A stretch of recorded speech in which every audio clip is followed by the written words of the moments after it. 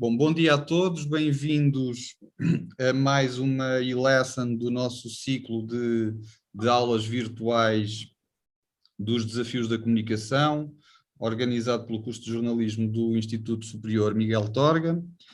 Hoje temos connosco, no âmbito da nossa cadeira de Ética e Deontologia no Jornalismo, o jornalista Rui Barbosa Batista, que é jornalista por vocação, é blogger e líder de Viagens por Paixão, como se gosta de apresentar.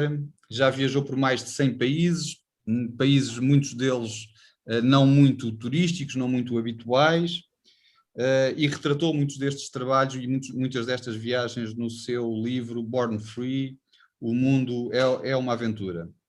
Pode ser encontrado no Instagram, em Born Free, e também no seu site www.bornfree.com. O Rui, além de ser meu colega na agência Lusa, com quem trabalhei com ele lado a lado durante mais de 10 anos, é também vice-presidente da Associação de Bloggers de Viagem Portugueses e desempenha cargo semelhante numa cooperativa centenária da cidade do Porto, que é a Cooperativa de Solidariedade Social do Povo portuense. Bom, este ciclo de comunicação de e-lessons já começou há algum tempo, temos recebido vários convidados, hoje é a vez do Rui, e Rui, para começarmos esta conversa, o que te perguntava era exatamente isso. Tu és jornalista por vocação, mas és blogger e líder de viagens por paixão. Como é que surgiu esta paixão pelo jornalismo, ou melhor, esta vocação pelo jornalismo, e como é que surgiu esta paixão pelas viagens? Obrigado pela tua presença. Olha, obrigado eu, antes de mais, Sérgio, pelo convite, pelo desafio, parabéns pela iniciativa. Gostava eu que nos anos 80 tivesse acesso ao mesmo modelo de conversas, porque isso, de alguma forma, ajudar-me-ia, tanto a mim como a outros colegas, eventualmente olhar para o mundo de outra forma. Efetivamente, aquilo que eu me recordo, eu quando tinha os meus 15 anos, apanhei uma turma essencialmente feminina em que éramos 4 homens, e então apenas. Então, com 14, 15 anos, nós divergíamos nas conversas, nos temas de interesse. Então, eu recordo que aos 14, 15 anos nós discutíamos imenso política internacional. Todos nós tínhamos as nossas teorias, recordem que não havia internet na altura, portanto, já havia essa curiosidade sobre o mundo, sobre questões políticas, geoestratégicas. Bom, por acaso eu gostava agora de recuperar algumas dessas conversas para perceber o que é que eu pensava na altura. O jornalismo era algo que me interessava bastante, mas em minha casa era só o meu pai a trabalhar, era eu e a minha irmã, e o jornalismo na altura só havia no Porto, era a escola privada, não havia ensino público. Isso significa que eu esqueci rapidamente esse sonho, porque mesmo que eu tivesse, não tinha condições financeiras para ir para aí. Aquilo que aconteceu foi, acabei por parar no jornalismo por mero acidente. Eu tirei um curso, e só para terem ideia, muita gente que está no jornalismo não tem necessariamente formação de jornalismo. Eu dou exemplo, na área económica, acho que é mais importante ter um curso de gestão, ou mais propriamente de economia, para perceber a dinâmica da área, do que saber algumas técnicas de jornalismo que se podem ir aprendendo com o tempo. Bom, acontece que eu acabei por tirar um curso que não tem nada a ver, que se chama Línguas e Secretariado, no Instituto Superior de Contabilidade e Administração do Porto, e acabei inclusivamente, até vou contar este detalhe, porque isto mais à frente interessa, eu acabei inclusivamente por escolher o curso por moeda ao ar, que eu estava completamente perdido, portanto, eu tirei, havia uma coisa chamada Prova Geral de Acesso, de 1990, que era, pronto, contar, nós tínhamos a nossa média e depois era uma prova estilo de aferição de cultura geral. E eu no Conselho de Guimarães, na segunda chamada, tive a segunda melhor nota. significa isso, e todo o conselho, significa isso que eu fiquei com uma média fabulosa que acabou por encobrir um resultado um pouco mais modesto em termos de notas. Então, como eu nunca pensei em seguir o ensino superior, recordo-me que houve um professor com o qual eu me dava bastante mal, que esteve 3 horas, já no fim do ano letivo, 3 horas a tentar convencer-me a candidatar-me ao ensino superior. E eu realmente, isso pôs-me a pensar, que é do género, alguém com quem realmente não tenho qualquer tipo de empatia, boa relação, e esteve ali a investir 3 horas do seu tempo para me convencer, e então, pronto, eu não tinha muitas saídas, o curso tinha transitado para a área de humanísticas, mas eu não gostava de línguas, então esse tal curso de línguas e secretariado era uma opção. O outro, e felizmente, para o bem do nosso país, a moeda foi para o outro lado, era educador de infância. Portanto, são coisas que não têm absolutamente nada a ver. Bom, isto para vos dizer que o meu percurso até chegar ao jornalismo foi uma série de erros das neiras que foram correndo bem até que um dia já estava há uns meses sem trabalho no Porto e decidi pegar o meu pai, os meus pais já estavam a exigir que eu regressasse a Guimarães, então eu pus as mãos ao trabalho, as mãos à obra, peguei nas páginas amarelas e estive ali uma tarde a recolher sítios onde gostava de trabalhar. Como não tinha dinheiro, estive a fazer isso por ruas. Lembro-me que a primeira rua foi a Avenida da Boa Vista e depois ia entregar as cartas pessoalmente. Depois estava a fazer remessa, a passar a bandeira, quando recebi um telegrama da Lusa para ir à entrevista. E eu, a Lusa? Então, eu fui à Lusa para serviços administrativos, para me candidatar. Então, no currículo, que é uma coisa muito importante, em outros dados, eu pus lá uma coisa tão simples como gosto por atividades lúdicas e desportivas. E chamaram para eu explicar o que era aquilo. E então eu acabei por perceber que havia ali uma nesga de oportunidade e a Lusa, naquele preciso momento, andava à procura de colaboradores para o desporto. E aquilo que aconteceu foi, eu tive uns minutos para os convencer a deixar fazer lá um estágio, fomos várias pessoas, pessoal de jornalismo, de direito, etc. Eu escrevia bem, estava informado e acabei por começar a colaborar na Lusa. E pronto, percebi que, por linhas tortas, acabei por ir para o jornalismo, que era aquilo que eu realmente gostava há muitos anos e não tinha essa possibilidade. Eu fui acompanhando isso com a carreira académica, que passava muito por questão de intervenção, estava na Associação de Estudantes, no Conselho Diretivo, no Conselho Pedagógico, estava em todos os órgãos, menos no científico, que não podia, que era professor. Até que percebi que era algo que queria realmente levar a sério e acabei por me dedicar com outro entusiasmo. Paralelamente a Lusa, foi-me permitindo fazer aquilo que eu mais gosto, que é viajar. Eu sonhava de várias formas com viagens, mas não tinha realmente grande oportunidade para o fazer.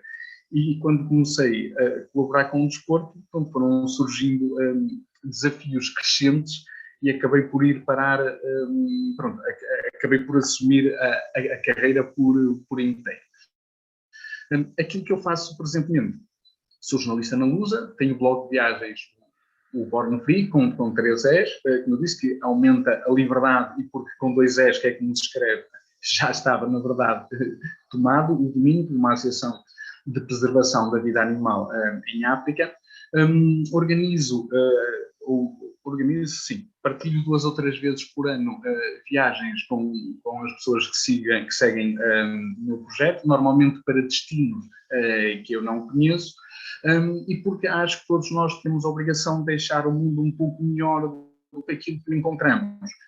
Explicar também há uns anos à Centenária Cooperativa de Solidariedade Social do Povo Portuense, pronto, onde estou há mais de uma década, mas de forma mais ativa, mais efetiva, há cerca de 8 anos, penso isso. Bom, uma das mensagens que eu vos queria passar, que, como eu disse, eu estava na altura em estudava ter havido gente que de alguma forma me abrisse, alargasse um pouco os horizontes, é sobre a questão de ter mundo e quanto isso é importante nos nossos dias.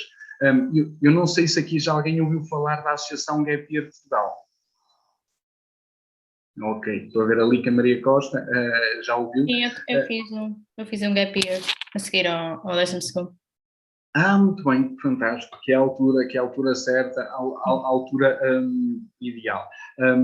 Eu já fui um orador numa das primeiras sessões deles, organizações na Fundação Carlos Gulbenkian há uns anos, e realmente acho que eles estão a fazer um trabalho meritório. Eu vou regularmente as escolas, faculdades e escolas secundárias falar sobre isso, para as pessoas realmente perceberem essa importância de ter mundo, porque hoje em dia um currículo é extremamente importante, sem dúvida, mas aquilo que nos diferencia é que vai decidir o nosso futuro. E o que nos diferencia são as soft skills. É a nossa capacidade de desenrasque, a nossa desenvoltura, o espírito de iniciativa. Bem, é uma série de coisas que nós não aprendemos na faculdade, não está numa seventa, não aprendemos em casa, aprendemos no mundo real, quando realmente somos colocados à prova numa série de desafios. Qual é a diferença entre trabalhar na Lusa, nomeadamente no desporto, e depois escrever sobre viagens? Tu escreves também para o Fugas, escreves para a Volta ao Mundo, escreves para outras revistas de viagens. O que é que nos pode explicar? Que tipo de linguagem tu utilizas num conceito e noutro conceito? E de que forma é que isso te obriga a alterar as tuas dinâmicas de escrita? Olha, é completamente diferente. Nós na Lusa é onde o livro de estilo é mais rigoroso, onde temos menos liberdade, ou seja, temos a liberdade para escrever bem e o desafio é escrever simples, informativo, concreto, pragmático. Há muitos poucos trabalhos nos quais possamos dar alguma liberdade à linguagem. Sendo que, curiosamente, eu acho que a Lusa acabou por matar, de alguma forma, esse tipo de linguagem mais criativa que eu tinha. E o engraçado foi que eu tive a volta ao mundo de fevereiro, que é esta sobre a Arábia Saudita. Este tema principal é meu, eu escrevi para a Volta ao Mundo, e já agora, do próximo mês de maio, também o tema principal vai ser meu, sobre Santo Tomé. E o engraçado foi que a editora, quando recebeu o meu texto da Volta ao Mundo, o meu texto da Arábia Saudita, fez essa alusão do género: olha, tu tens aqui, tu fazes uma mistura entre linguagem lusa e uma linguagem mais estilo viagens, que nem sempre é possível dissociar. Aquilo que eu tento fazer é juntar o melhor dos dois mundos, ter uma liberdade, uma maior criatividade na escrita, mas ao mesmo tempo também meter muita informação. Porque, por exemplo, uma revista de viagens, a ideia é inspirar, obviamente, mas a mim não me faz muito sentido estar a ler uma página sobre 10 tipos de tom brutal do azul, que é tudo, pronto, aquela imagem da praia com as areias brancas e águas cristalinas.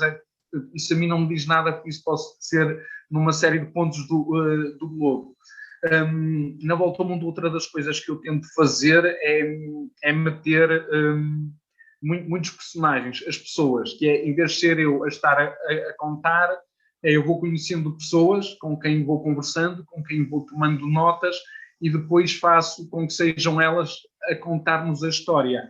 Preferencialmente também vou desenrolando a ação através do olhar dessas pessoas. Só para teres uma ideia, a Volta ao Mundo que vai sair agora sobre Santo Tomé, eu começo o texto com um eremita português que eu conheci na Ilha do Príncipe, que é algo que eu não esperava. Pensei isso só em filmes, só em livros de ficção, que é um português que era professor universitário madeirense, que abandonou tudo, tinha uma vida de conforto, de sonho, e ele comprou um pedaço de terra junto à Reserva Mundial da Biosfera, construiu uma cabana, estilo 3 metros por 3, diz ele que foi uma aventura conseguir tapar os buracos todos para os ratos, para os caranguejos de mar, etc. Tem uma pequena horta, ele toma banho num regato a 50 metros de casa dele. Bom, é uma figura incrível. E mais que eu estar a falar um pouco sobre, pronto, falo obviamente sobre ele, mas nada como pôr nas palavras dele a forma como ele vê o mundo. Não necessariamente não tinha tempo para descrever, pronto, porque é que ele enverdou por esse tipo de vida, mas é isso, a linguagem de viagens tem algo que nós na Lusa não conseguimos. Eu procuro pôr sempre os 5 sentidos em cada texto, porque nós, quando viajamos, e nomeadamente quando vamos escrever, estamos alerta para tudo isso. Enquanto nós na Lusa estamos só focados na informação, eventualmente podemos, muito excepcionalmente, podemos pôr alguma referência se a pessoa estava nervosa na conferência de imprensa ou se estava desligada, ou pronto, de uma forma mais subtil. Nós, quando estamos em viagem, é totalmente diferente. E, nomeadamente, quando é para escrever, eu treino todos os meus sentidos e procuro passá-los também para esses textos de viagem. E para quem é jornalista, esta bagagem que se ganha nas viagens é muito importante, isto é, a cultura mundial que conseguimos receber em cada viagem é depois importante para a nossa profissão. Ou seja, acho que é fundamental, e uma coisa que me choca é, eu um dia acredito que hei de passar para o internacional. E aquilo que me choca é que no internacional há muita gente a escrever sobre o mundo sem praticamente sair do sofá. E uma coisa é nós vermos o mundo através da televisão, revistas, jornais. Os órgãos de informação pertencem sempre a alguém que tem determinado tipo de interesses, cultura, e, portanto, para terem uma ideia, eu não tenho televisão há 10 anos. E isso, para um jornalista, não é algo normal, mas a informação que nos chega está tão truncada e dão-nos tanto lixo diariamente, que eu acho que a televisão, para mim, deixou de ser mais-valia. Essa questão do mundo, viajar, ajuda-nos a perceber tudo muito melhor, porque, para teres ideia, nós falamos muitas vezes da China, a questão dos direitos humanos, etc., que é tudo verdade. E nós queremos o mundo quer levar a democracia à China. Eu estive 4 vezes na China. Eu, ao todo, já passei cerca de 6 meses na China. E eu não me lembro de encontrar uma pessoa que fosse entusiasma pelo modelo da democracia. E dão exemplos de uma série de países do mundo. Não encontrei um entusiasta. E dizem, ou seja, o que é que eu vejo? Vejo uma administração central e esferas de poder local extremamente corruptos. Os chineses aceitam isso, só que aquilo que acontece é que eles, neste momento, têm um estilo de vida com que nunca sonharam. Os seus pais não tiveram, os seus avós não tiveram, e, portanto, eles têm dinheiro para viajar, para as tecnologias, para a sua casa, para o seu carro. Portanto, as cúpulas não esmagam, digamos assim, não pressionam a classe operária. Eles são 1,7 milhões no planeta, é realmente muita gente, mas eles, como eu disse, eles não querem saber de democracia. Obviamente, se nós, o mundo ocidental, se levarmos a democracia à China, aquilo que acontece é que o país se desmembra em várias nações. Tens a Mongólia interior, que vai para uma zona, tens a Xinjiang, que é a maior província, que é, acima de tudo, muçulmana, e que está a ser alvo de fortes políticas de repressão, que obviamente também separaria, e então a China, que é cada vez mais a grande potência mundial, simplesmente se desagregaria. Este facto, profissionalmente, também acho que é algo que me ajuda bastante, porque eu recordo que fui aos Jogos Olímpicos na China e quando fui ao Mundial na África do Sul, uma das coisas que o Emílio me disse foi que a África do Sul havia muitos problemas com segurança, havia muitas dúvidas, as infraestruturas, etc. E o mesmo também no Mundial da Rússia, também tinha havido, pronto, com a equipa da Lusa que foi, alguns problemas com a logística, dificuldade na língua, etc. O facto de já ter bastante mundo faz com que e eu não vejo problemas, eu vejo soluções, percebes? E com isso acabo e dou-te um exemplo. Eu no ano anterior ao Mundial da África do Sul desci a costa oriental da África e eu percebi muito bem como é que temos que lidar com as situações, com os desafios diários. Eu recordo-me quando houve a primeira mega questão de segurança, foi um assalto a um hotel onde estavam portugueses e jornalistas espanhóis, e houve um colega nosso, inclusivamente Coimbra, que agora fotógrafo, cujo nome não me lembro e que ele trabalhou também para a Lusa, que acordou com uma... Hã? O Leong, o Francisco Leong. Não era o Leong, não. Era alguém de fotografia que depois foi trabalhar para o jogo. Bem, também o nome não é relevante. Foi ele e 2 espanhóis que acordaram com uma arma apontada à cabeça. Bom, aquilo foi na altura em que saiu o Nani, por questões pouco dúbias, foi nesse dia e chegou, salvo erro, o Ruben Amorim. O que aconteceu foi que o colega da TSF, eu dei-lhe boleia, ele estava connosco e falou que houve esse problema. Quando eu cheguei ao hotel, que parecia estilo Monte dos Vendavais, que era uma casa antiga no meio do monte, rede de arame farpado, a contornar aquilo com um raio de 1 quilómetro, coisa do género, e aquilo estava cheio de polícia, exército, etc. Bem, os carros, as televisões estrangeiras já com carros de exteriores, aqueles cenários que nós vemos nos filmes. E o que é que faço? Vou a conduzir e meto-me para o portão da entrada. Opa, obviamente os tipos não me deixam passar, 2 soldados apontam a arma, não para disparar, mas pronto, mas para por algum respeito, etc. Eu, aquilo que faço foi, assertivamente, disse, pá, não, eu estou aqui, eu quero entrar, quero voltar para o meu quarto, não vai fazer nada, chama o teu superior. Veio o superior, eu fiz a mesma coisa, de forma assertiva, estás a ver? O nosso colega da TSF tinha inclusivamente um faxezinho, e ele estava lá de facto, eu disse, olha, estás a ver, nós estamos aqui, etc, pá, abre, porque eu quero trabalhar, quero ir para dentro, e eles abriram e eu entrei. E o que é que aconteceu? Eu fui o único, tirando os que lá estavam, fui o único jornalista internacional a conseguir entrar, e então as vítimas, digamos assim, eu tinha lá um mega pequeno almoço disponível para toda a gente, estilo filme CSI, estás a ver? Fui buscar o meu pequeno almoço, sentei-os à mesa, pus o tripé, dei-lhes o microfone para a mão, ia fazendo perguntas, ia tomando o meu pequeno almoço e mandando vídeos e serviço, etc. Ou seja, eu, se não tivesse essa experiência da África, eu jamais, em tempo algum, conseguiria fazer isso. E aquilo que aconteceu na altura foi, pronto, o serviço da Lusa realmente correu o mundo por causa disso. Eu, lá está, se não tivesse essa capacidade, essa lata, esse espírito de iniciativa que se ganha muito em viagem, percebes? As coisas seguramente não tinham corrido bem. Portanto, é muito importante mesmo ter alguma bagagem. Eu ia-vos falar sobre isso, não sei se queres fazer mais alguma pergunta ou se eu posso dissertar um pouco sobre essa temática.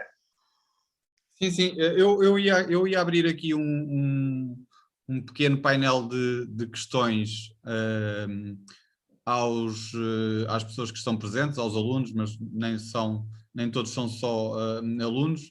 Não sei se alguém quer fazer alguma pergunta ao Rui.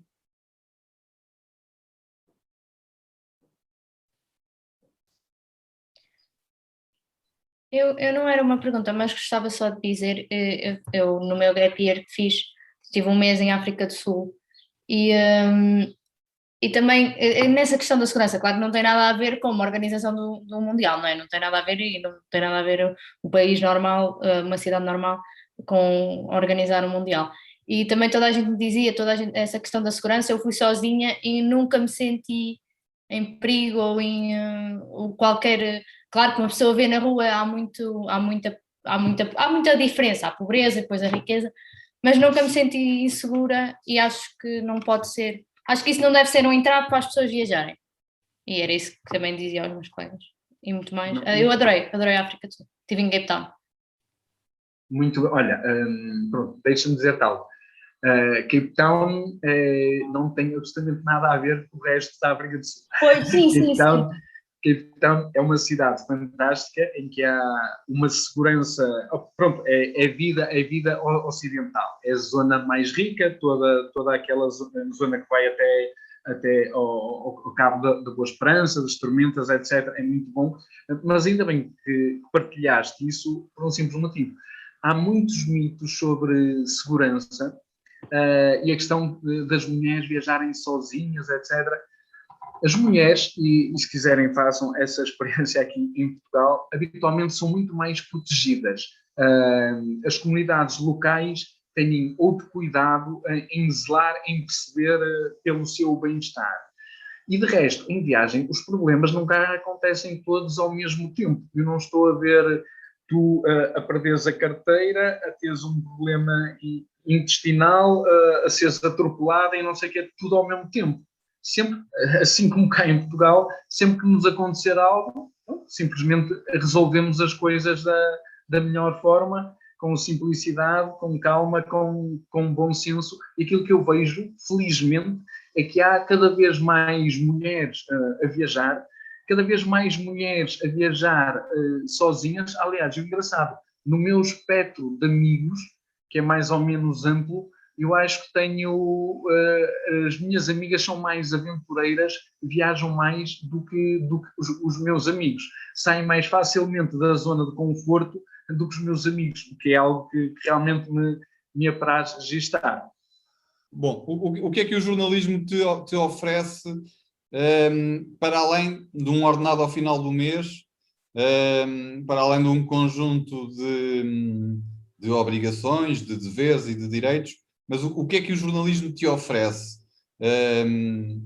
Quando te perguntam o que é que o jornalismo te dá, o que é que tu consegues responder? Olha, antes de mais, dá-me imenso prazer. Acho que é um privilégio ter a profissão de jornalista. Não é só, não é um mar de rosas, longe disso, e qualquer que seja a área, há interesses, há pressões, mas temos uma oportunidade única de fazer as coisas bem e temos essa responsabilidade de contar as histórias ou de retratar a realidade da forma mais rigorosa, mais fiel, e isso é cada vez mais importante hoje em dia porque as fake news não foram inventadas pelo Trump, já vêm de antes, que a Lusa felizmente tem um projeto precisamente associado a essa questão das fake news, e uma das coisas que a mim me surpreende é ver, tenho vários amigos que considero inteligentes e bem informados e que depois partilham coisas de sites que basta ver o nome daquilo para se perceber que pronto, não tem qualquer tipo de credibilidade. E a Lusa dá-me essa possibilidade de fazer a diferença para um mundo mais e melhor informado e ao mesmo tempo também me dá esse privilégio, uma vez que nós temos também as agências internacionais, as principais agências noticiais temos no nosso desk, faz com que, seja por temas específicos ou temas generalizados, nós sabemos praticamente ao minuto tudo aquilo que vai acontecendo no mundo nas diversas áreas, e acho que isso de alguma forma também acaba por ser um privilégio. Algo que é importante no jornalismo e como nós estávamos a falar, não é só viajar. Eu aqui, tomando em conta a micro-redação do Porto, por exemplo, eu não sei se sou o único solteiro ou algo do género, mas boa parte das pessoas têm família, ou vivem juntos, ou coisa do género, e aquilo que eu vejo, temos demasiados colegas com pouca vivência do mundo lá fora, e o mundo lá fora não precisamos de ir para outro país. Estou a falar mesmo das nossas comunidades aqui no Porto. Eu às vezes tenho conversas com pessoas, não só da USA, obviamente isto, coisas generalizadas, mas vejo muita gente ainda com demasiados preconceitos de todo o tipo, o que é algo que eu não entendo, quando as pessoas estão cada vez ou sabem pelo menos onde terem a melhor informação, a mais fidedigna, significa muitas vezes que as pessoas parece que vivem numa bolha à parte, para as suas famílias, etc., quando a profissão de jornalista exige um bocadinho mais do que nós, mais do que essa entrega normal a uma profissão como as mais normais, ditas assim. Uma questão da flexibilidade de horário. Um jornalista é como várias outras profissões. Eu se tenho uma notícia e o meu horário habitual é das 2 às 9, alguém dá-me uma coisa às 10, eu não digo, epá, olha, não, liga-me amanhã. Não, a notícia é hoje, tem que ser naquele momento, portanto temos que vestir as 24 horas a pele de jornalista, mas se isso nos dá coisas boas, também nos dá uma série de obrigações e é isso que é necessário as pessoas terem em conta. A regra geral, não é a profissão mais bem paga do mundo, mas seguramente é das mais estimulantes e eu não me imagino a fazer durante uma vida algo que não gosto. E acreditem, eu olho à volta, tenho demasiados amigos frustrados com aquilo que fazem e depois acham que ou por terem 30, ou 35, ou 40, ou 50, que já é tarde para mudar de vida. E às tantas, aquilo que também era necessário na sociedade portuguesa não é somente o gap year para os estudantes, mas também o ano sabático para uma série de profissões, aliás, para toda a gente, para todos nós termos essa possibilidade de pararmos 3 meses, meio ano, um ano, e podermos colocar a nossa vida em perspectiva e percebermos aquilo que queremos fazer. Todas as organizações e todos nós, enquanto trabalhadores, acho eu, ganharíamos imenso com essa possibilidade que, infelizmente, acho que ainda não está consagrada na lei portuguesa. Rui, o jornalismo, tu já tens mais de 20 anos de carreira, se calhar 30, o jornalismo mudou muito nos últimos anos. Para que mundo é que estes jovens jornalistas têm que estar preparados relativamente ao mundo que tu conheceste quando iniciaste a profissão? Olha, acho que tudo mudou desde a tecnologia ao perigo dos desafios atuais. Hoje em dia, qualquer pessoa com um smartphone acha que faz jornalismo, porque apanha uma situação qualquer, põe na net, mete-lhe um texto e pronto, e isso passa por ser verdade sem qualquer contexto. Eu recordo-me quando comecei, as pessoas nem sequer tinham gravador, portanto era a malta com um bloquinho, a caneta. A minha letra é horrível, eu lembro-me que tinha muitos problemas com isso, mas sabia uma coisa que eu aprendi, que provavelmente é uma palavra que quase já entrou em desuso no vocabulário português, que é estenografia, que era escrever por símbolos. Eu tinha alguma rapidez com isso. Hoje em dia, a velocidade é também algo cada vez mais importante. Certamente te recordas, nós quando vinhamos de um serviço, primeiro era escrever a notícia porque os clientes estavam à espera e depois logo se via se almoçávamos ou não. Os nossos companheiros dos jornais saíam de serviço, iam almoçar, tomar o seu cafezinho e perguntavam-nos a que horas é que saía da Lusa, não era? Claro. E portanto aquilo saía e depois eles escreviam com toda a tranquilidade do mundo, muitas vezes até era copy-paste dos takes da Lusa que assinavam, mas isso é outra história. Ora bem, isso hoje mudou, porque com a questão do online o imediatismo é muito maior, obviamente, e depois aí está outro dos perigos, que é essa ânsia de ser primeiro faz com que o rigor, o cuidado do jornalismo não seja o melhor e provoque muitos danos, muitas vezes. Por isso é que tenho o privilégio de trabalhar na Lusa, porque nós, sem fonte, não pomos uma notícia, e muitos jornais dão demasiadas notícias, demasiadas tanto, sabemos de fonte segura. Bem, quando mete ali o segura, bem, Claro, uma fonte, nós não vamos pôr de uma fonte duvidosa, não é? Mas hoje em dia o jornalismo acho que encerra mais perigos. Tem outra questão que também é muito importante, que é o background. Aquilo que nós vemos é que os jovens depois não sabem, falta-lhes muita história. Quem está numa profissão numa determinada área há 10, 20, 30 anos, vamos imaginar a área política. Um jovem que agora vai trabalhar para a política, é muito fácil ser pé de microfone, porque alguém diz alguma coisa, ele vai à conferência de imprensa e faz isso. Mas se eu já andar nesta vida há 20 anos, às tantas digo, olha, mas o meu amigo há uns 5 anos defendia exatamente o inverso. O que é que o fez mudar para isso? Ou vou buscar. E aquilo que acontece, que eu vejo nos jovens, muitas vezes, nas várias áreas, é isso. Temos gente muito boa, com muito valor, com a atitude certa, a saber escrever, a trabalhar muito bem no multimédia, etc.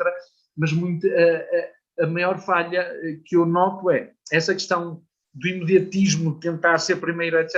É melhor dar uns minutos depois, mas não andar a fazer correções e não ter danos colaterais, mas acima de tudo procurar informar-se. Eu recordo, tenho um exemplo, eu não sei se tu ainda estavas no Porto na altura, houve uma estagiária que era de uma família conhecida e abastada de Coimbra, acho eu, que esteve cá no Porto, foi para estágio, e então uma vez ia para um serviço que lhe foi dito no dia anterior.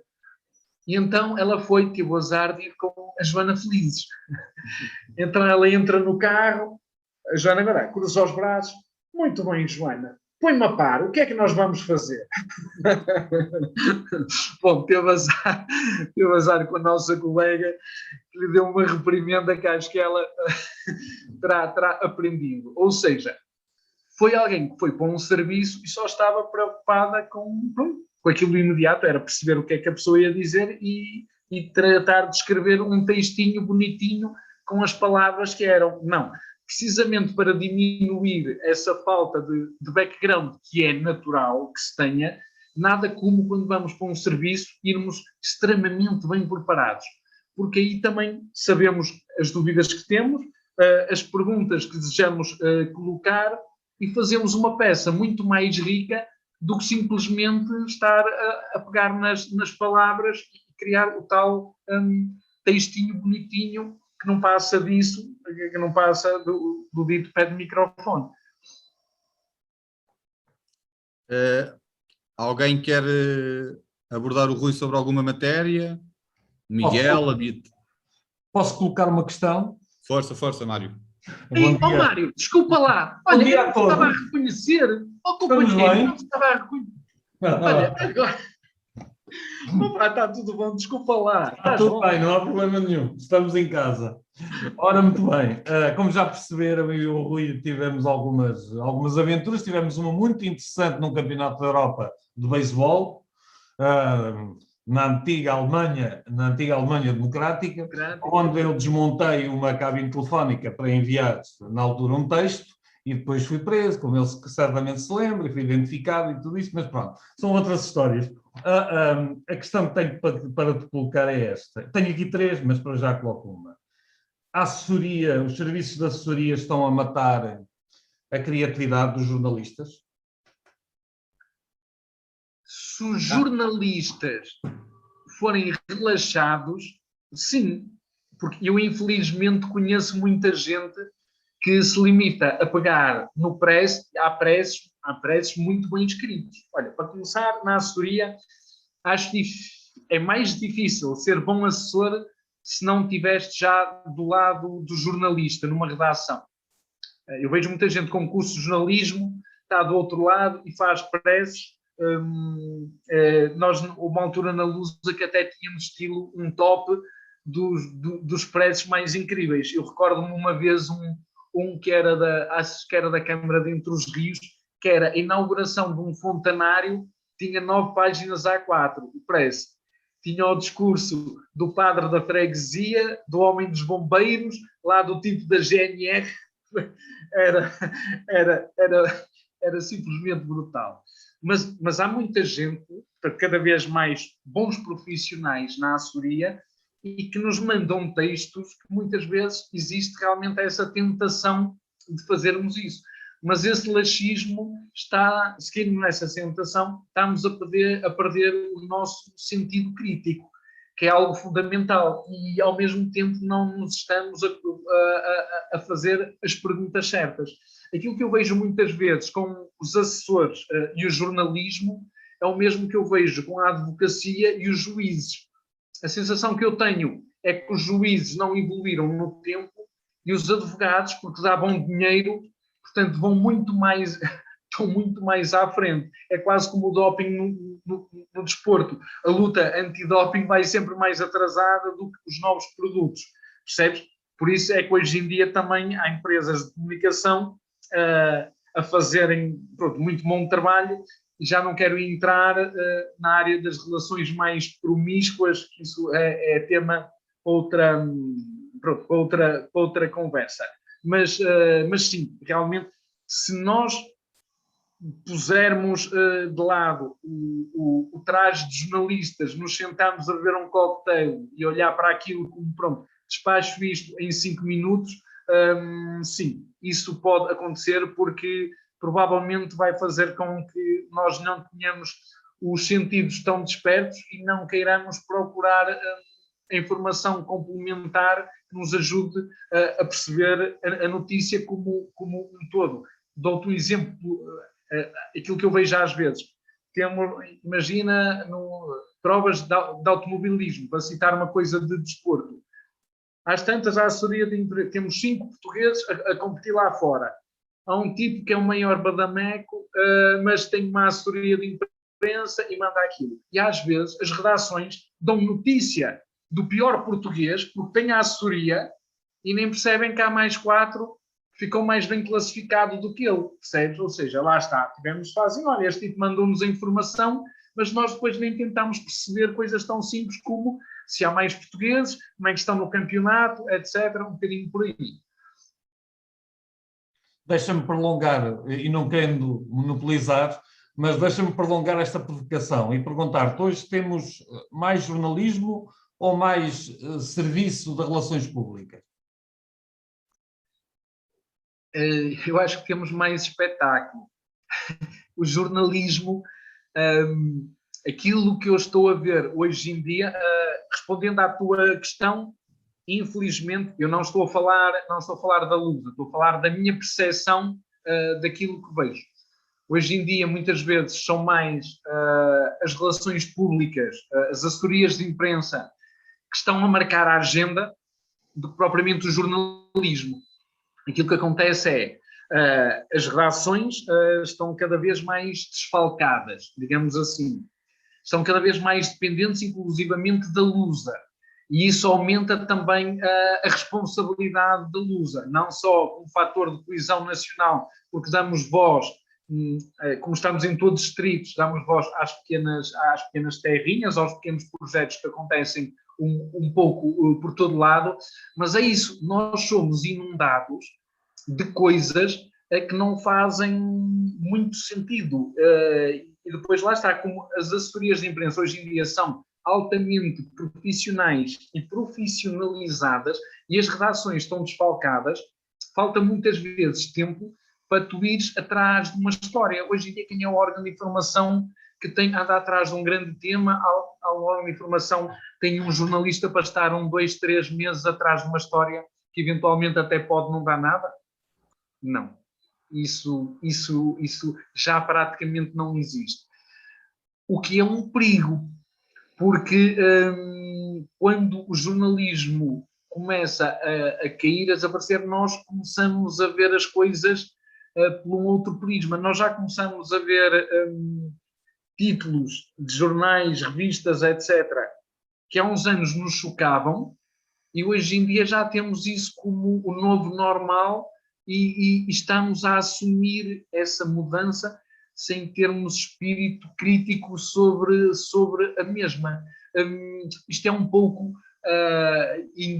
puxando a brasa também para o lado das viagens, isto na Associação de Bloggers de Viagem Portugueses. eu sou um blogger de viagem, mas há gente que já defende que o blogger de viagem e o lifestyle é mais ou menos a mesma coisa. Não tem absolutamente nada a ver. Eu, enquanto blogger de viagens, eu não estou no Instagram, no meu site ou coisa do género, a pôr 10 fotos da margarita que estou a tomar no sítio XPTO e a dizer que estou no restaurante X, etc. Isso não é ser blogger de viagens, percebes? Isso é outra coisa. E cada vez em mais áreas... Rui, desculpa lá, e qual é essa diferença entre quem faz trabalho de redação de lifestyle e de blogger de viagem? Há assim uma diferença tão grande? O que é que um blogger de viagens faz e o que é que um cronista de lifestyle faz? Olha, aquilo que eu vejo, eu não sou consumidor dessa área, mas aparece muita coisa à frente, nomeadamente online. Aquilo que eu vejo também nas redações é malta que realmente que vai, muitas vezes é com o press, lá está, recebe o press do restaurante, do bar ou coisa do género, com umas fotografias bonitinhas e 2 ou 3 declarações, e até fala sobre isso sem nunca ter ido ao sítio, e já vi, e tenho colegas que trabalham nessa área que se queixam disso também, e parece-me algo menos profundo. A ideia do blogger de viagens, há uma coisa que nós temos que perceber. Na área do turismo, os bloggers de viagens estão a ganhar uma preponderância cada vez maior em relação aos mídias tradicionais. Porquê? Eu dou-te, por exemplo, a volta ao mundo. Eu tinha-me divorciado da volta ao mundo há 15 ou 20 anos. Porquê? Era tudo os tais azuis fantásticos, a areia incrível, etc. E eu recordo-me, quando comecei a viajar muito, que era a revista, mostrava-me uma coisa, eu chegava ao sítio e aquilo era outra. Eu recordo-me de Zanzibar, aquele paraíso no Índico, que pertence à Tanzânia, aquelas areias todas, é tudo verdade. Mas tu sais desse resortzinho e aquilo não é o terceiro mundo, aquilo é o quarto mundo, aquilo é o caos, etc. E eu, nesses artigos, não havia uma informação negativa, não havia algo capaz de beliscar aquilo. O que é que aconteceu? Eu e muitos outros portugueses começaram a viajar, deixámos de ter as revistas como referência. Começaram a crescer os bloggers e como todos somos cidadãos comuns, é a opinião de alguém que é como eu, mas que viaja mais e que eventualmente tem um olhar mais crítico. E aquilo que nós estamos a fazer neste momento, dentro da associação, que tem 2 anos, a formação, por exemplo, é uma das nossas questões vitais. Os 3 pilares é a valorização do trabalho de blogger, que tem que ser pago, porque imagina, muita gente acha que é de género, eu dou a borla num hotel e o jornalista escreve, ou dou o blogger, ou dou, ofereço o almoço e ele escreve. Não. E quando vou para um acontece, sítio... essa pressão acontece. Isto é no âmbito de uma cadeira de ética e de deontologia, essa espécie de compra acontece, isto é, tentam algumas vezes convencer-vos a escrever positivamente a troco de alguma benesse desse género?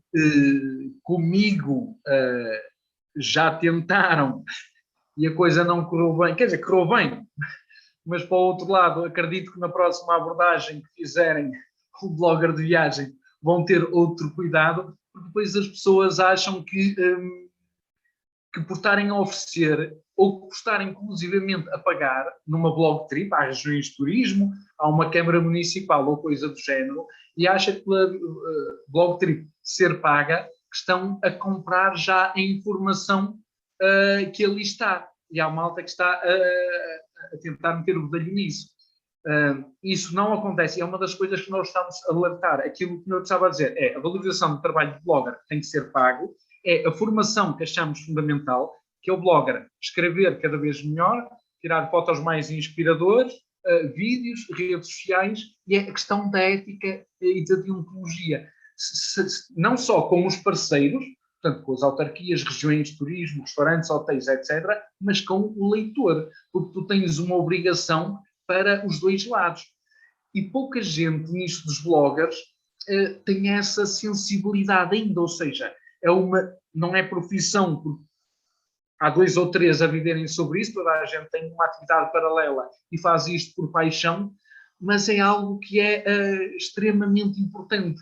E eu já vi, e pronto, já tive conversas particulares com isso, que é do género, pessoas que fizeram aquilo que eu fiz, tiveram experiências idênticas e dizem coisas maravilhosas de cenas que eu sei que não são. E é do género, olha, mas não aconteceu isto, não aconteceu aquilo, e tal, dizem, olha, mas o teu texto, pá, não reflete isso.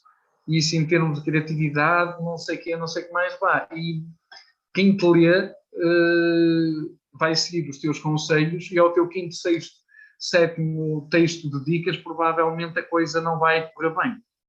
Dito isto, eu no meu Born Free muito raramente faço isso. Eu não gosto de blog trips, porque é mais ou menos como a assessoria de imprensa, portanto, eles querem mostrar-nos algo, eu crio sempre problemas entre aspas, porque pronto, aquilo vai tudo de estilo, não é carneirada, pronto, mas a malta vai fazer uma coisa, eu estou sempre a fazer outra, percebes? Eu vou atrás daquilo que me interessa e não aquilo que me querem mostrar. Isso é muito como o jornalismo e a assessoria de imprensa. Podem mandar-nos a lebre ou a cenoura para a esquerda, pá, mas o que nós queremos é ir para a direita e temos de persistir no nosso caminho. Olha, Sérgio, e antes que me esqueça, eu até te faço esse desafio para um dia destes, com os bloggers de viagem, fazermos uma sessão destas para eles perceberem o quão é importante a deontologia daquilo que eles escrevem, o quão é importante, desde passar-lhes o código deontológico dos jornalistas, etc., mas falar de algumas situações concretas. Acho que eles tinham muito a ganhar com isso. Só para teres ideia, o presidente da associação é o Filipe Conrado Gomes, que é casado com a Luísa Pinto, do Público. Portanto, o Filipe também cresceu com essas preocupações éticas. E o medo que eu tenho é que isto, de alguma forma, se desregule, porque na blogosfera há uma série de áreas e é pessoal do género. Imagina, eu tenho um amigo que tem uma loja que vende cosméticos online. Ele recebe dezenas de pedidos diários de bloggers de produtos de borla para eles. E, portanto, o blogger de viagem, se não tiver juízo, se não perceber que o caminho é a credibilidade e essa relação justa com os parceiros e com o seu público, provavelmente esse caminho vai prejudicar toda a gente a quem não respeitar isso. Mas é um desafio giro porque são caminhos novos que estamos a trilhar e todos os dias nos debatemos com novas questões. Dou-te um exemplo depois para te perceberes, isto também tem muito a ver com o que é Portugal. Eu fui desafiado para fazer uma série de trabalhos para a volta ao mundo. Conhecem o meu trabalho e eu no Born Free eu não dou dicas, não faço, não vou a hotéis, escrever sobre hotéis, etc. Isto é menos de 1% do meu trabalho. Eu viajo e conto sobre as minhas experiências, sobre pessoas inspiradoras, cenas em fronteiras, etc. Aliás, são esse tipo de histórias que estão no livro e é isso que eu gosto de fazer.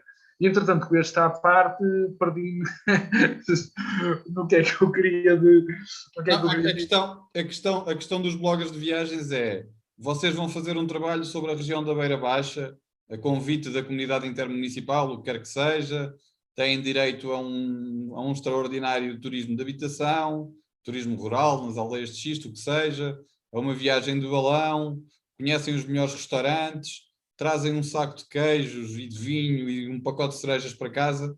Como é que depois, chegando a casa de barriga cheia, como é que se gera aquilo que é a nossa obrigação de informar sobre aquela região de uma forma absolutamente isenta? Como é que se gera isso quando em cima da mesa onde estamos a escrever ainda temos um queijo, uma garrafa de vinho e uma garrafa de aguardente ou o que quer que seja, ou um pacote de cerejas? Como é que se gera como é que na balança se faz esse equilíbrio? barriga cheia, mas consciência tranquila, sempre. Das coisas mais importantes que nós temos na vida é, de manhã, quando nos olhamos ao espelho, antes ou depois de tomarmos banho, nos sentirmos confortáveis com aquilo que somos. Há várias formas de tu fazeres as coisas. Tu não precisas de... É isso. Quando és bem tratado e parece realmente tudo bom e é só aquilo que te mostram, é uma coisa. Mas eu posso, por exemplo, imagina, eu vou fazer agora os passadiços do Paiva. Vou lá, tiro boas fotografias, etc. Mas eu às tantas, nos stories ou nos textos, posso questionar que impacto ambiental é que isso tem. Por exemplo, esta questão já me começa a passar com todas as autarquias que andam a pôr balões por todo lado. Eu um dia que me apetecia era pegar no carrinho e andar a fazer um circuito de balões e queimá-los todos numa noite. Porque nós estamos a dar cabo, as autarquias, em vez de investirem na biodiversidade, percebes? Não, estão muitas vezes a matá-la para meter um baloiço, para meter um passadiço. Eu gosto muito de passadiços, mas há sítios onde claramente não deviam estar. E eu posso, por exemplo, imagina, dão o tal saquinho com o vinho, com as coisas, tal, etc. E depois eu vejo que tudo aquilo tem não sei quantos plásticos. Eu posso tirar a fotografia, ter maravilha de queijo, tal, etc. Não precisava, era de plástico. Para isto e para aquilo. Estás a falar bem na mesma do vinho, do queijinho, etc. Mas mostras que tens esse tipo de preocupações. E uma das coisas que eu procuro incutir nos meus colegas, obviamente que são todos meus e vacinados, é nós não podemos comer só aquilo que nos dão. Percebes? Ou seja, nós temos que perguntar por outras coisas, mas eu sei, eu entendo, aliás, eu inclusivamente, quando cheguei à profissão, portanto estamos a falar no início dos anos 90, eu conheci várias pessoas, e porque realmente muita gente chegava ao jornalismo sem curso, sem formação, sem grande preparação, havia malta que se vendia, e nem sei se devo pôr as aspas, por um almoço. Havia o almoço e depois as coisas corriam bem. Eu dou-te outro exemplo, que acontece, já fizeste a seleção de futebol e estamos a falar de coisas com jornalistas experientes. Por exemplo, tens no Mundial da Rússia. Aquilo que acontecia era, a seguir a cada jogo, havia uma conferência de imprensa ou uma conversa de imprensa só para jornalistas portugueses. Punhas uma mesinha em lá com coisa, e aquilo que o Onofre, lá está, a assessoria de imprensa, já com grande experiência fazia, era, pronto, só vamos fazer primeiro uma ronda de perguntas, tudo o que quiserem saber, de forma informal, sem gravar, tal, etc. E, portanto, os meus colegas, toda a gente fazia as perguntas que achavam mais pertinentes. Quando se ligava a câmara ou o microfone, quase ninguém persistia na pergunta. Ou seja, o que é que a assessoria fazia? Portanto, punha toda a gente a falar o que podia correr mal, ninguém estava a gravar. O Fernando Santos lá dizia as asneirolas que queria, e depois as pessoas, para o direto ou para gravar, etc., já não se sentiam com o mesmo moral para fazer isso. Ou seja, não precisavam do queijinho disso e daquilo, mas às vezes o queijinho é deixarem-lhes uma migalha do, olha, aquele tipo não está a treinar porque tem uma mialgia ou coisa do género. E, portanto, depois tens isso. Tens malta, e tu já te deparaste com isso, por alguma informação privilegiada, é capaz de vender a sua capacidade crítica sobre a seleção. Aliás, eu fiz o Mundial da África do Sul de relações cortadas com os dois assessores da Federação Portuguesa de Futebol. Portanto, deve ser coisa inédita. E fiz na mesma o meu trabalho. Era o que faltava. Eu agora vender-me ou amochar atitudes de dois tipos que não me mereciam o mínimo de consideração e com uma série de atitudes que eu achava que eram execráveis. Mas é isso. Ou seja, acho que cada vez mais nós temos no jornalismo é fundamental termos valores, querermos fazer o nosso caminho passo a passo, com calma. Eu quando vejo alguém demasiado novo a chegar a um cargo de alguma responsabilidade, ou é realmente um gênio, e os génios não abundam, ou às tantas saltou algumas etapas que eu acho que podem ser muito importantes para se amadurecer e para se perceber como é que se lida com as constantes cascas de banana que se nos deparam no dia-a-dia, seja com assessores, seja em conferências de imprensa, seja na nossa forma de abordar os temas. Eu perguntava aqui ao Afonso e ao Francisco, que seguem atentamente o fenómeno desportivo, se querem aproveitar a presença do Rui para colocar alguma questão. Afonso, Francisco? Eu posso fazer uma questão. Francisco. Gostava de perguntar, no jornalismo, qual é que foi a melhor e a pior experiência? A melhor e a pior. Olha, a melhor, sem dúvida, e acho que isso foi o momento... Aliás, tive noção na altura de estar a viver provavelmente o momento alto da minha vida. Foram os Jogos Olímpicos de Pequim. Eu vou ter a felicidade de agora ir aos Jogos Olímpicos a Tóquio, experienciar exatamente o contrário.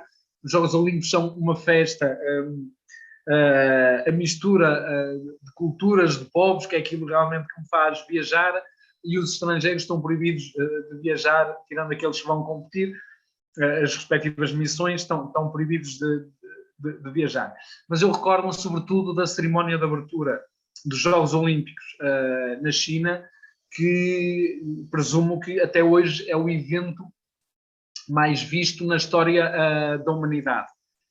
Posso dizer-te que foi um evento, aquilo que foi transmitido nas televisões mundiais terá durado 2 horas, mas aquilo foi um espetáculo para aí de 5 horas. E para teres ideia, nós éramos 32 mil jornalistas acreditados de todo o mundo, e só uns 5 mil é que tiveram a oportunidade de ver. E eu não vi ninguém à minha volta que não tivesse vertido lágrimas. Aquilo foi um espetáculo de uma grandiosidade, de uma intensidade, e depois estás num evento como aqueles, percebes, foi realmente o ponto alto. E depois, todos os Jogos Olímpicos com histórias mirabolantes, devido às dificuldades de comunicação, inclusivamente, não sei se lembras de quando foi o recorde do mundo do Usain Bolt. Ele faz os 100 metros e desacelera a 10 metros da meta e manda assim beijinhos para a bancada. Eu estava exatamente em frente à meta, ou seja, então imagina, sabes que é teres o ninho de pássaro, que era o estádio, completamente cheio, e tu fazes silêncio, e tens ali uns segundos de expectativa, é dado o tiro de partida, aqueles 9 segundos e tal, milhares de flashes a toda hora, estás a ver aqui, é uma coisa frenética, e o tipo acaba e é recorde do mundo, e daquela forma, bem, olha, foi respondendo os Jogos Olímpicos. Aliás, eu prefiro uns Jogos Olímpicos a 5 campeonatos do mundo. É só futebol, é muito do mesmo, as experiências não variam muito. O pior, olha, eu tenho uma máxima em viagem que é quando corre mal, corre bem, porque fica uma excelente história para contar. Eu gosto dos destinos mais alternativos, mais difíceis e desafiantes logisticamente, onde em várias situações já sofri bastante. E no trabalho eu penso o mesmo. Por exemplo, quando fui com o Mário Nicolau, quando fomos isso foi para aí em 98, foi uma coisa assim do género. Correto.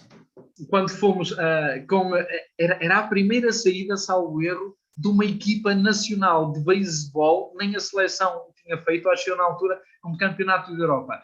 Então eu não sei, Mário, se recordas, também aconteceu uma coisa sui generis, que foi o sítio onde nós estávamos instalados, fomos rodeados durante 2 ou 3 noites por neonazis. Exatamente. Que foi vivemos ali alguns momentos de alguma tensão, Tivemos que houve... barricados. Exatamente, tivemos barricados, as equipas estrangeiras, o pessoal ia-se revezando durante a noite a vigiar aquilo. Portanto, recordo-me a queda do muro de Berlim já tinha sido há alguns anos, mas ainda havia muita discrepância entre as duas Alemanhas, e aquilo que curiosamente aconteceu foi a Alemanha democrática, digamos assim, passou de um regime comunista, estava a ir exatamente a caminhar para o lado oposto.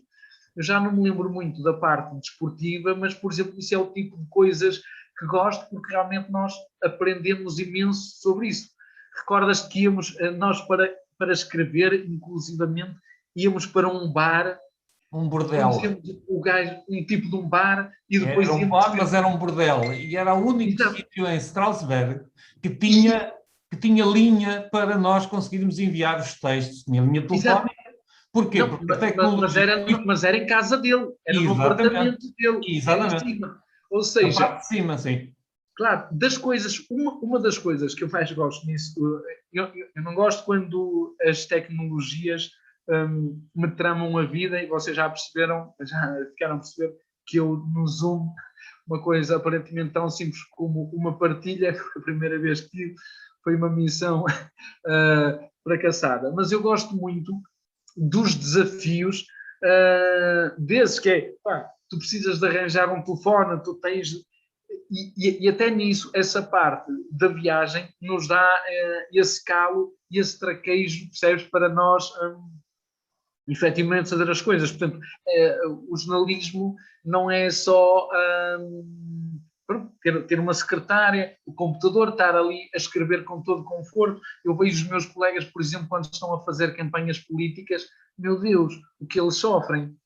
E vocês já viram o que é que passa aquela malta que acompanha o Marcelo? Eu não sei como é que eles fazem, porque o homem fala de 10 em 10 minutos a toda hora em sítios diferentes. Eu não sei como é que os nossos colegas acompanham, mas é isso, esses desafios. Mas olha, respondendo, o ponto alto foi realmente os Jogos Olímpicos em Pequim, mas sobretudo a cerimónia de abertura, essa questão do Usain Bolt, e depois a outra do título olímpico do Nelson Évora, que eu também estava no estádio. Do lado mau não encontro nada, porque quando as coisas correm mal, para algumas pessoas, aquilo que nós passamos na Alemanha podia ser, nunca mais, não quero saber disto, etc.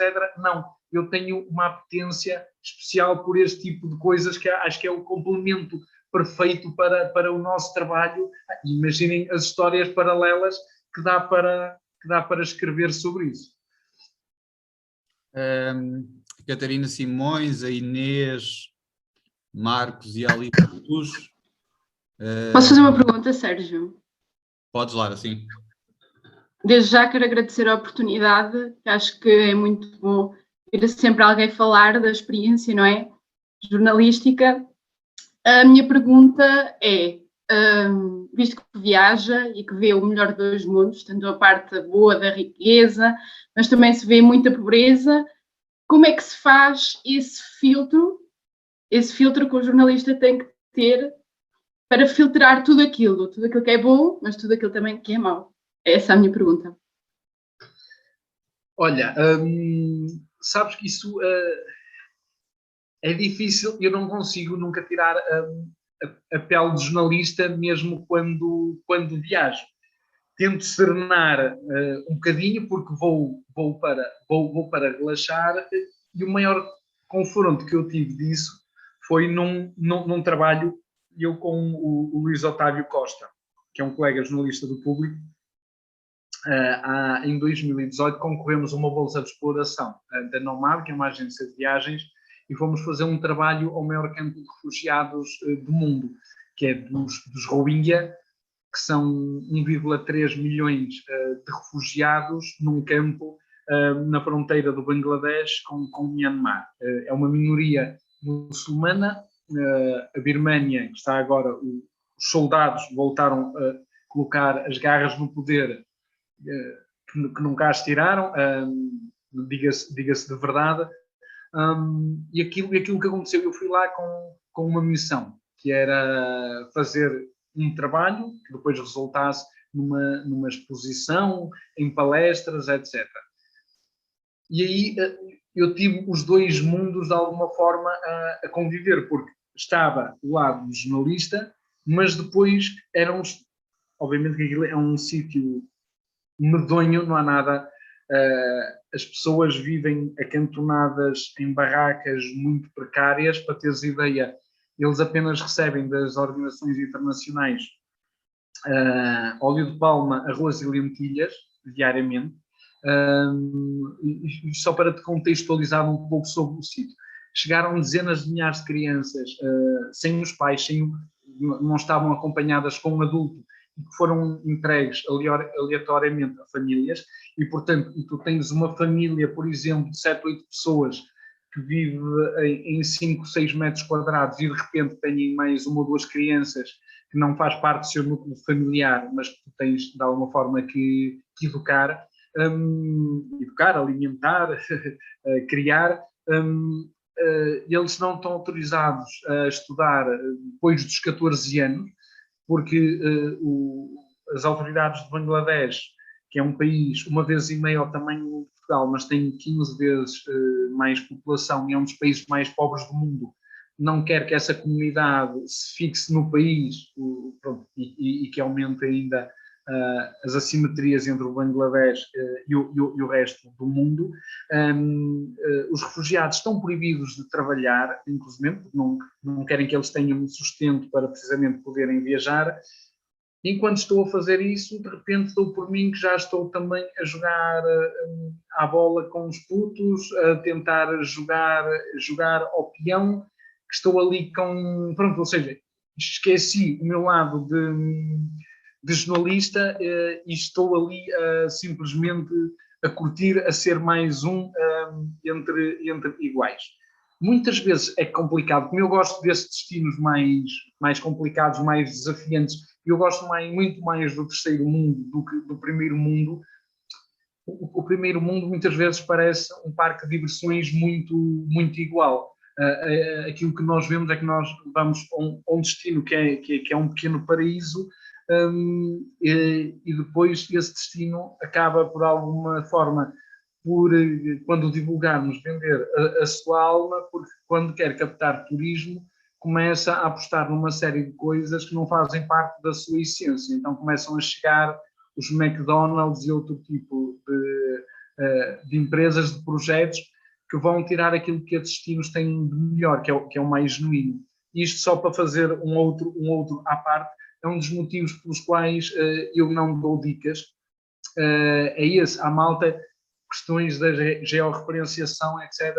Os bloggers, se não tiverem cuidado com o seu trabalho, podem estar a matar comunidades, a matar culturas, porque lá está, descobrimos uma aldeia fantástica, remota na Birmânia, que as mulheres, que são sociedades matriarcas, e que as mulheres é que podem ter vários homens, etc.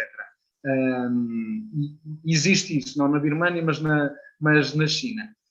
Se eu disser como lá chegar, se der todos os dados, etc., e se fosse um influenciador à escala global, provavelmente aquelas comunidades vão começar a receber um turismo crescente, começam a ver dinheiro fácil, e depois acontece, por exemplo, como acontece em muitos sítios na África, que tu vais ao povo Maasai, por exemplo, que é um dos povos mais incríveis, já foi dos povos mais incríveis, e agora simplesmente estão ali para extorquir o dinheiro ao turista. Portanto, já não mostram nada de original, tu chegas à aldeinhazinha, inclusive vais ver a escola, que é um quadro com letras muito bonitas, debaixo de uma árvore, portanto, no cenário perfeito, as crianças lá todas ranhosas, baba e ranha, não queres contribuir para a escola? Eu contribuo.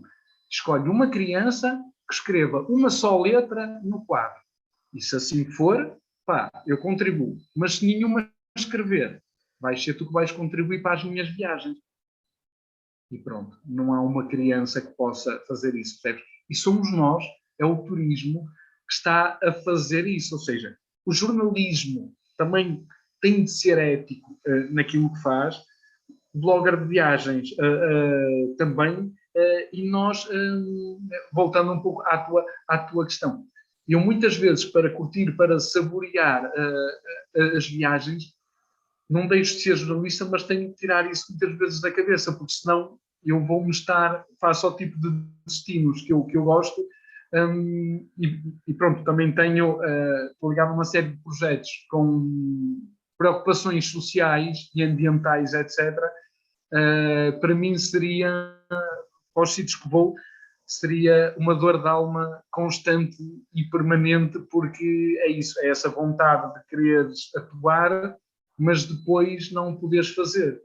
E depois perceberes que há muita gente que ajuda e que às tantas se ajuda mais assim do que as comunidades. Isto é outra conversa, mas eu estou cada vez mais com aversão às ONGs, que começam a ser um negócio cada vez mais lucrativo, e aquilo que eu vejo, ainda agora vi em Santo Tomé e já vi em vários outros países, que é as ONGs com grandes jipes, grandes carros, grandes casas, salários milionários, e depois deixam umas pinguinhas nas comunidades, que interessa manter pobres,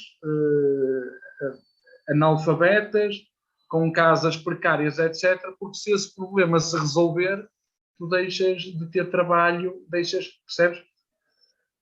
São muitas, é um equilíbrio muito difícil, e que o viajar nos ajuda a montar, não é o puzzle perfeito, mas começamos a encaixar todas as peças, e às tantas temos uma perspectiva mais completa e menos naif.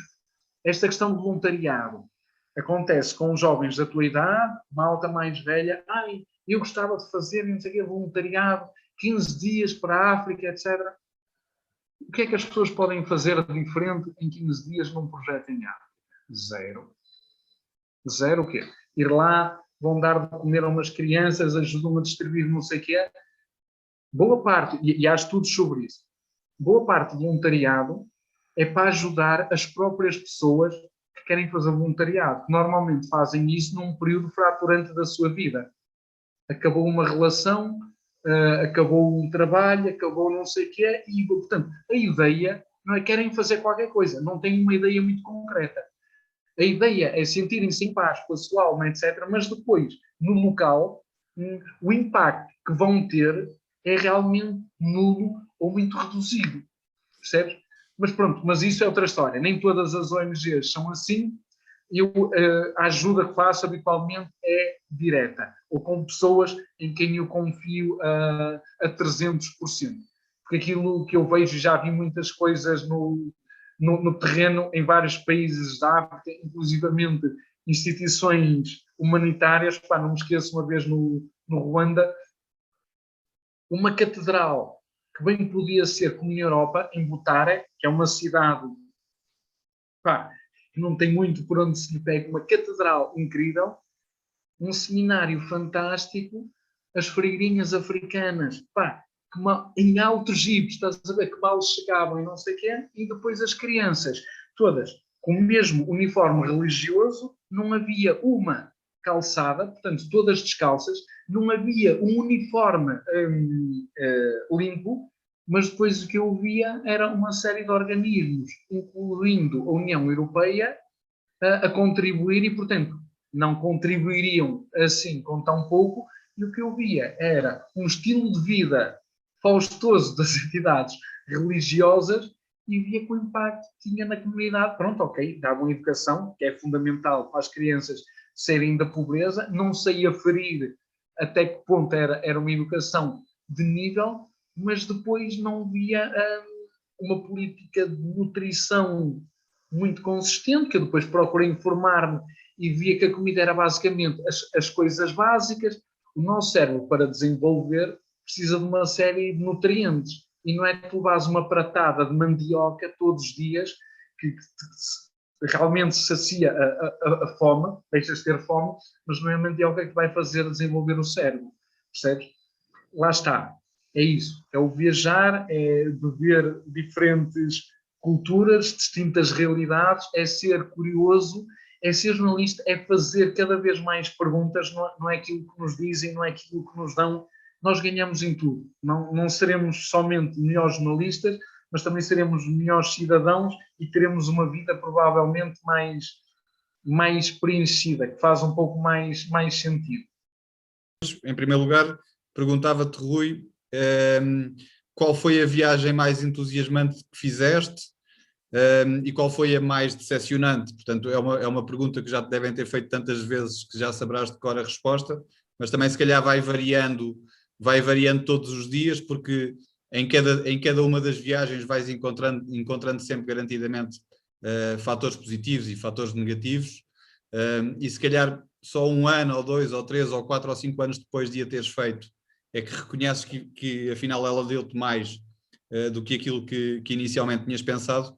Mas de facto, qual foi, pelo menos para já, a viagem que mais te entusiasmou e que mais te saciou do ponto de vista pessoal, e qual foi também a viagem que mais te decepcionou, eventualmente porque tinhas expectativas diferentes quando a começaste a organizar? Olha, é assim, eu quando levo um grupo, normalmente pronto, tenho de me organizar, fazer as marcações, etc. Quando vou sozinho ou alguém vem comigo, a coisa que eu mais odeio é estar a fazer eu vou à parte, ou seja, tenho a primeira noite, se ficar na mesma cidade, reservo eventualmente as 2 primeiras noites e depois vou à aventura, ou seja, entro no ponto A e tento sair no ponto B, para não voltar. Sei 2 ou 3, 4, 5 coisas, whatever, que quero ver pelo caminho, percebes? E depois vou seguindo ao ritmo dos locais, das coisas que me acontecem. O que é que eu percebia? Dentro, eu quando marcava tudo, imagina que conhecia Malta altamente.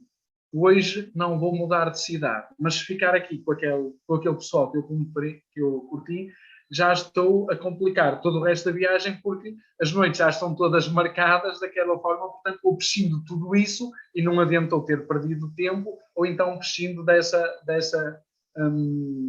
organização. As Américas, a América do Sul e a América Central são claramente a minha casa, onde eu me sinto como peixe na água, e cada vez mais a África também. A viagem que mais... E já agora acrescentar uma coisa. Os países que mais me estimulam têm a ver com aqueles que eu tenho melhores experiências com pessoas. E é mesmo isso. Eu se tiver 5 horas, como já aconteceu, num parque em Montevideo, com 4 senhoras a rondar os 80 anos, a quem a meio da tarde fui buscar um lanchinho para partilhar com elas, e elas só queriam que eu fosse conhecer as uruguaias bonitas, estás a ver? Eu aprendi mais naquelas 4 ou 5 horas com aquelas senhoras que tinham passado pela ditadura, pela democracia, com todos os problemas, a montanha-russa que aquele país foi, do que ir a museus e ver aquela informação, que também são importantes, obviamente, percebe? Mas as pessoas é que me dão essa riqueza. Aquela que eu mais gostei foi aquela que me saiu mais no joelho, que foi, eu voei para o Paraguai e eu ia fazer Paraguai, Bolívia e Peru. E então, eu tinha 2 regras, houve 2 amigos que viajaram comigo durante 10 anos. Eu só tinha 2 regras. Uma, eu escolhi o destino, e a outra era, eu não tocava em dinheiro. Um deles era contabilista, eu passava dinheiro para as mãos, eu e o primo, antes da viagem, e ele pagava tudo. É uma liberdade muito grande nós não termos a noção se estamos a gastar muito, se estamos a gastar pouco, simplesmente ir curtindo sem nos preocupar. E aquilo que aconteceu foi, cheguei ao aeroporto, estou a sair do aeroporto e vejo que tenho um posto de turismo e vou lá pedir um mapa. E de repente percebo, que eu não tinha planeado, que tenho as cataratas de Iguaçu ali a 4 ou 5 horas. Bom, isto adiantando, acabei por apanhar um transporte para lá, passar 2 dias, e o transporte, em vez de nos deixar no lado paraguaio, deixou-me no lado argentino. Eu cheguei ao lado argentino, bem, já que voltei à Argentina, deixa-me lá ver. Peguei no mapa, olhei para ele de outra forma e quis ir a Salta, onde tem a montanha das 7 cores e o trem dela às nuvens. Foram 28 horas de autocarro a cruzar o norte da Argentina. Quando lá cheguei, olho novamente para o mapa e eu lá os Andes, agora para o deserto de Atacama, são só 500 quilómetros, e fui eu para o deserto de Atacama, para São Pedro de Atacama. Quando lá cheguei, percebi que para continuar para a Bolívia, ou voltava atrás, ou fazia um percurso de Jeep que por 4 dias, 3 ou 4 dias, eles me cobravam, estilo 400 euros. Eu, bem, estes tipos estão malucos, etc. Bom, mas não tive alternativa e olha, o salário de Uni é das coisas mais incríveis onde já estive. Ou seja, eu só encaixei na viagem que tinha idealizado para ir no último terço. Portanto, o ir à aventura sem nada devidamente programado, etc., trouxe muitas coisas boas. Bem, essa viagem com paisagens verdadeiramente incríveis, dos melhores sítios onde estive, e conheci realmente gente muito boa nos locais. Posso dizer que também gostei, amo o Irão, por exemplo. Olha, é outra das coisas importantes. Nós aqui em Portugal, eu quando penso em terrorismo, a primeira palavra que me vem, aliás, vem em duas, ou duas siglas à mente. Quando penso em terrorismo, penso em Estados Unidos e Arábia Saudita, nunca penso no Irão. E aquilo que nos vendem ao mundo ocidental é que os iranianos, aquilo é só terroristas, o Irão é o melhor país do mundo. Perguntem a qualquer pessoa que já tenha alguma experiência de viagens, tem o povo mais culto, mais amigável, mais incrível, tem uma história fabulosa, uma arquitetura, uma gastronomia. Bem, é um país simplesmente incomparável.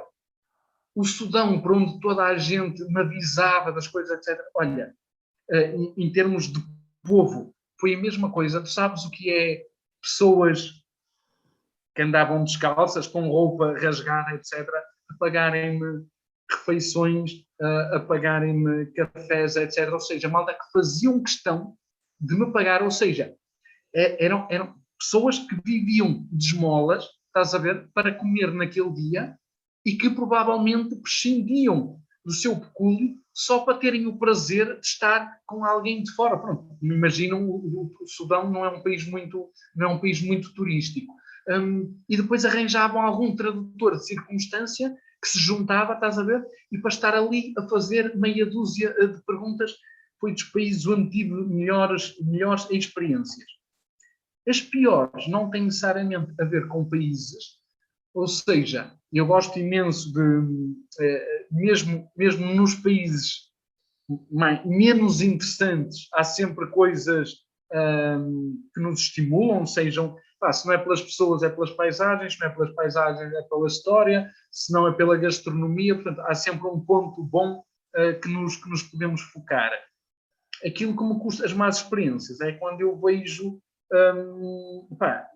desastres humanitários, desastres ecológicos e essa massificação do turismo que está a dar cabo de sítios paradisíacos, que isso aliás, é das coisas que mais me preocupam, e essa reflexão até a fiz na introdução do meu livro. Eu conto uma história que aconteceu aqui no Sestelo, mas podia ser, encontrei isso noutros lados do mundo.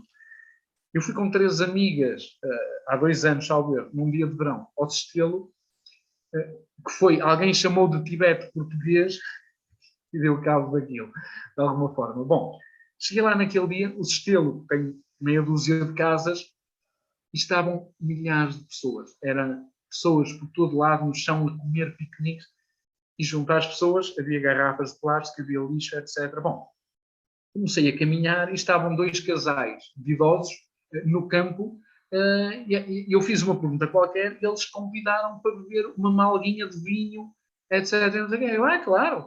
Então, fomos para o campo e começámos, ofereceram-nos broa, vinho, etc. E os senhores, as pessoas que iam passando, iam fazendo o mesmo. Olha, não sei o que é que querem isto. E o que é que eu vi? Tirando nós, as pessoas não lhes respondiam.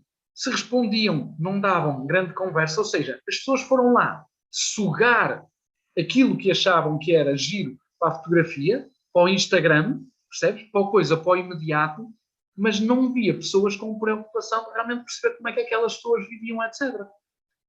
Chocou-me de alguma forma. Eu falei com eles e eles, depois, a nossa vida era santa, mas nós agora não há dia que não tenhamos de apanhar o lixo que as pessoas aí deixam por todo lado, etc. E depois, como vê, vocês estão a falar connosco, mas há muita gente que não, vem para aí, pronto, com má cara e coisa do género, percebe? E é isso. O que me choca são esses sítios que já estão travestidos, estás a ver, e já perderam a sua essência e o turismo está a passar por eles como um rolo compressor. Portanto, isso pode ser numa série de países, mas mesmo em termos de estratégia turística de Portugal, às vezes, quando tenho a oportunidade de falar com algumas pessoas, com algum tipo de influência local ou regional, seja o que for, é isso. Nós, quando perdermos aquilo que for mais nosso, mais genuíno, a nossa essência, o turismo vai para outros lados. Eu aqui no Porto só vejo hamburguerias. Hamburguerias? Desde quando? Isso faz parte da nossa tradição. Mas eu, se quero comer umas boas tripas, se quero encontrar petiscos, etc., essas casas estão a acabar. Ou então reabrem casas com um estilo todo moderno, em que põem uvas falsas, bacalhaus falsos, para parecer que é rústico. Mas estamos a brincar? Então vamos acabar com o genuíno que é rústico, etc. Sabe, ou seja, aquela casa oriental de bacalhaus ali ao lado lembro-me, aquilo acabou e o tipo que lá estava deixou uma imagem daquilo com bacalhaus postiços, etc. à porta. E depois a vender coisas gourmet. Isso, portanto, o Porto genuíno, o Porto que eu adoro e que vi a transformar-se, já passou a um ponto em que esse equilíbrio do turismo, as autoridades não têm sabido preservar aquilo que há de mais histórico. Por isso é que eu acho que cada vez mais o turismo consciente, e não só para isto, porque hoje em dia as pessoas, eu dou-te um exemplo, uma vez, eu quando fui, quando voltei, levei um grupo à Patagónia e à Terra do Fogo, éramos 11. A malta depois reuniu fotografias, posso dizer que foram cerca de 50 mil fotografias que o grupo tirou. E eu, quando vi aquilo, você está tudo doido. Quando cheguei, o que é que acontecia? Eu curtia, a minha melhor amiga que foi nessa viagem, chegava uma paisagem, punha os fones, curtia uma música, e o resto da malta andava a tirar fotografias. Depois era, espera aí, agora com óculos, agora sem óculos, espera aí, agora de esquerda, agora de direita, agora não sei o quê. E num jantar que tivemos em minha casa, precisamente para partilha de fotos, as pessoas é que lhes caiu a ficha onde tinham estado. Elas viram o destino através disto. E depois já não se lembravam de muitas coisas, porque as memórias estão nos seus registros fotográficos e não naquilo que experienciaram. Percebes? Aliás, até há uma coisa gira, que há tempos li um estudo, que era os momentos mais emotivos das viagens, muitas vezes, estão na preparação e não propriamente durante as viagens. Porquê? Porque as pessoas estão preocupadas a tirar a fotozinha e pôr no Instagram ou pôr no Facebook, e as pessoas não estão a curtir. E isso, por exemplo, eu sinto isso também na questão dos bloggers.